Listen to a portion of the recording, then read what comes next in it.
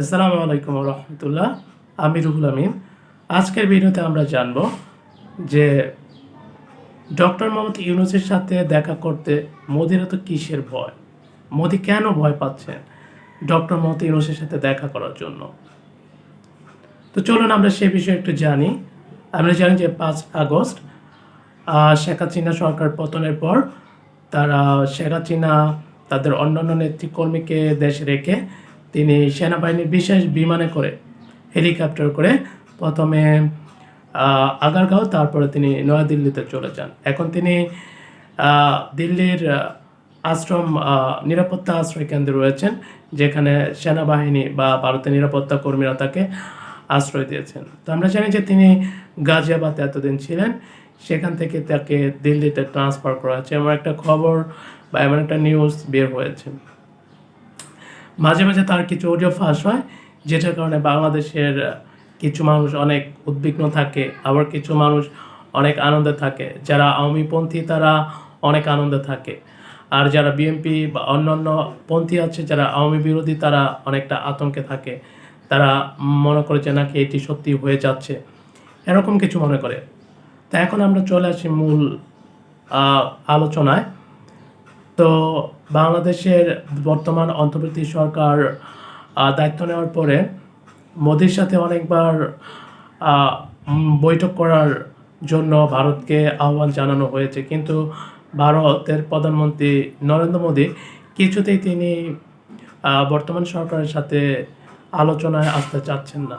এর কারণ হচ্ছে যে তিনি জানেন এখন যদি তিনি আলোচনায় আসেন তাহলে প্রধানমন্ত্রী শেখ হাসিনাকে বাংলাদেশে ফিরে আনার ব্যাপারটা তার সাথে আলোচনা করা হবে এবং শেখ হাসিনাকে ফিরে দিতে বলবেন। এই বিষয়টা নিয়ে তিনি অনেকটা ভয় পাচ্ছেন। এই জন্য তিনি বর্তমান সরকারের সাথে আলোচনায় আসতেছেন না। কারণ আমরা জানি যে শেখ হাসিনার সাথে বর্তমান যে ভারতের যে সরকার প্রধান বা অন্যান্য নেতাকর্মী আছে তাদের সাথে একটা ভালো সম্পর্ক আছে। তো সেই সম্পর্কের জেরেই তারা তাকে, এখন তার যে পাসপোর্টের মেয়াদ শেষ হয়েছে তারপর তারা তাকে রাখতেছে সেখানে। তো ভারত কিছুতেই শেখ হাসিনাকে বাংলাদেশের হাতে ফিরিয়ে দিতে চায় না। আর অপরপক্ষে বর্তমান যারা ক্ষমতায় আছে, উপদেষ্টার যারা দায়িত্ব রয়েছেন, তারা চাচ্ছেন যে শেখ হাসিনাকে বাংলাদেশে ফিরিয়ে এনে তার বিচার করা হোক, গণহত্যার বিচার করা হোক, কিন্তু সেটা তো ভারত চাচ্ছে না। এই ভয়টার কারণে মোদি আসলে ডক্টর মোহাম্মদ ইউনূসের সাথে দেখা করতে চাচ্ছেন না। তো আমরা জানি যে আগামী সপ্তাহে ডক্টর মোহাম্মদ ইউনূস এবং ভারতের প্রধানমন্ত্রী নরেন্দ্র মোদী দুজনেই আমেরিকার নিউ ইয়র্কে যাচ্ছেন জাতিসংঘের একটা সম্মেলনে, একটা অনুষ্ঠানে যোগদান করার জন্য। তো সেখানে ডক্টর মোহাম্মদ ইউনূস মোদির সাথে দ্বিপাক্ষিক একটা আলোচনা বা একটা বৈঠকে তিনি বসতে চাচ্ছেন। তো সেখানে সেই বৈঠকে মোদি বসবেন কিনা বা মোদি ডক্টর মোহাম্মদ ইউনূসের আহ্বানে সাড়া দিবেন কিনা সেই বিষয় নিয়ে এখনও কোনো কিছু নিশ্চিত না। ভারতীয় গণমাধ্যম থেকে এই বিষয়ে কোনো বিবৃতি বা কোনো নিউজ এখনো পর্যন্ত পাবলিশ করা হয়নি।